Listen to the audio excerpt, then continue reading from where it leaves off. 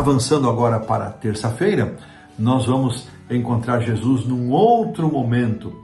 E este é um daqueles momentos também interessantes, uma das histórias, quem sabe, mais pregadas, mais faladas dos evangelhos, que é o encontro deste jovem, que a Bíblia chama de jovem rico, e ele, muito possivelmente, ele deve ter assistido essa cena de Jesus com as crianças, e ele então vai ao encontro de Jesus, e ele corre ao encontro de Jesus, e ele se ajoelha diante de Jesus, e ele pergunta: mestre, bom mestre, que farei para herdar a vida eterna? Olha que interessante, a busca dele era uma busca sincera, e Jesus se comoveu com a sinceridade dele, e ao responder a ele, a sua pergunta, o que ele deveria fazer, Jesus cita os mandamentos da segunda parte do decálogo.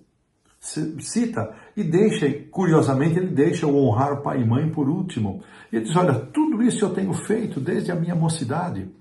Jesus está conduzindo os pensamentos dele, então vem aqui um momento dramático nessa conversa, quando Jesus, quando Marcos, e é curioso que somente Marcos registra isso, de que Jesus, olhando para ele, o amou.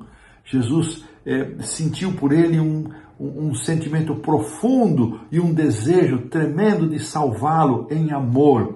E Jesus diz: olha, então te falta uma única coisa, vai, vende tudo que você tem. E ele se retirou triste. Interessante, esse verso 21, ele nos provoca aqui algumas reflexões, porque ele nos leva a pensar numa palavra, e a palavra é prioridade. Quando este jovem que cumpria os mandamentos, e eu não duvido que ele obedecesse os mandamentos, e o autor também favorece essa ideia, ele nos leva nesse caminho, mas no seu íntimo, no íntimo da sua alma, havia uma outra prioridade que ia além da pessoa de Deus, além do reino de Deus, que era o seu próprio reino, as suas próprias posses. Ele, na verdade, quando Jesus mostra a segunda parte do decálogo, os últimos mandamentos, e ele diz que cumpre tudo, mas ele não podia dizer que obedecia o primeiro mandamento. Jesus não quis confrontá-lo de uma maneira direta a respeito da transgressão deste primeiro mandamento. Ele tinha um outro Deus, sim.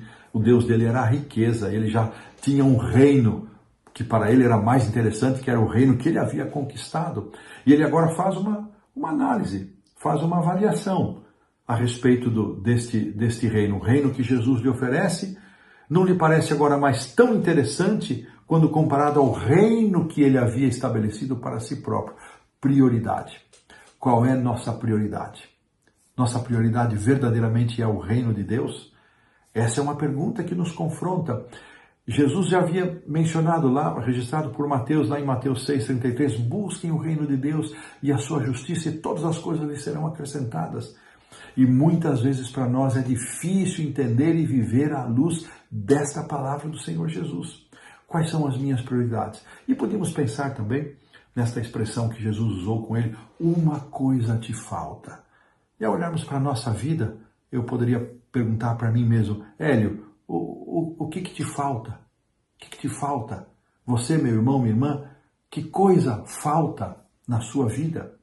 Que coisa falta em relação a dar prioridade ao reino de Deus na sua vida, para a gente pensar. E na sequência, ele se retira triste, e o autor gasta mais tempo nesta lição da terça-feira, comentando a reação dos discípulos, que no entendimento deles eram homens pobres, lutadores.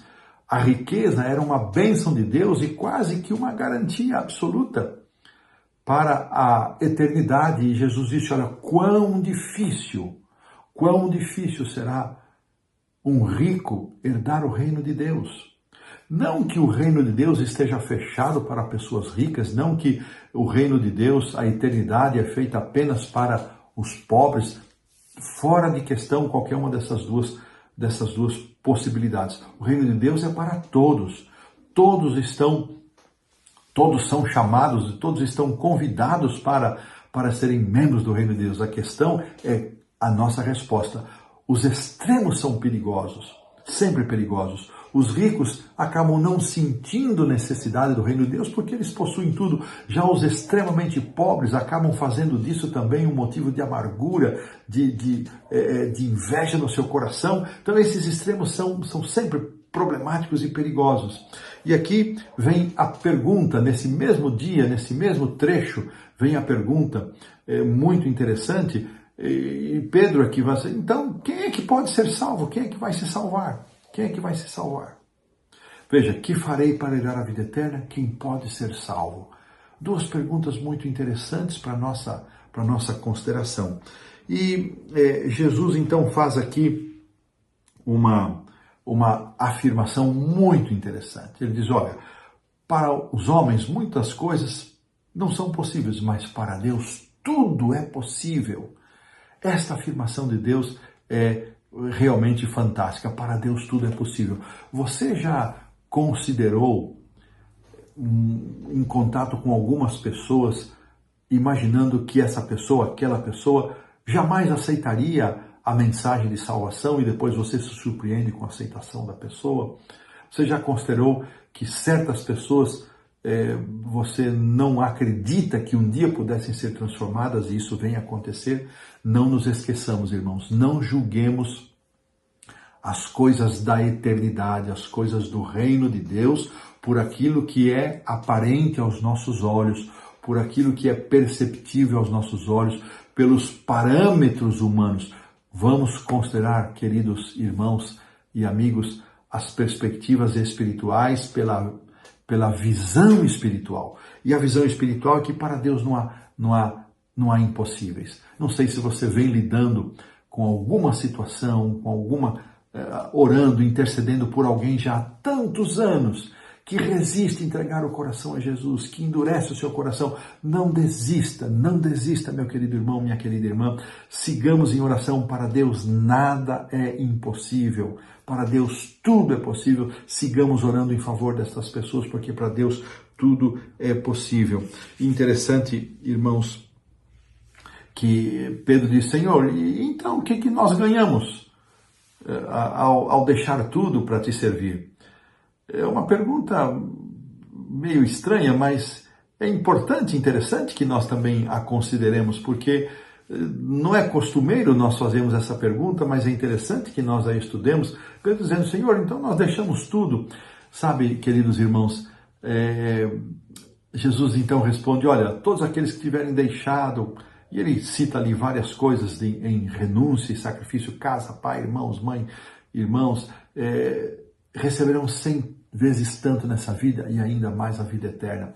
É claro que Jesus não está fazendo aqui uma afirmação de vantagens materiais, como alguns evangélicos acabam pensando e acreditando que seja assim. Não é sob a perspectiva material que Jesus responde. Jesus está se referindo à bênção centuplicada da alegria de aceitar o chamado de Cristo, de servir na obra de Cristo, de ser instrumentos de Deus. Se você já serviu a Deus, se você já se viu como um instrumento de Deus para salvar, para ajudar uma pessoa que fosse ou que seja, você sabe do que eu estou falando. Se você não teve essa experiência, talvez fique um pouco mais complicado para você entender isso, mas é desta bênção que Jesus está dizendo, e é isso que Jesus deseja que cada um de nós experimente, a alegria da renúncia e do sacrifício em favor da salvação de alguém que necessita.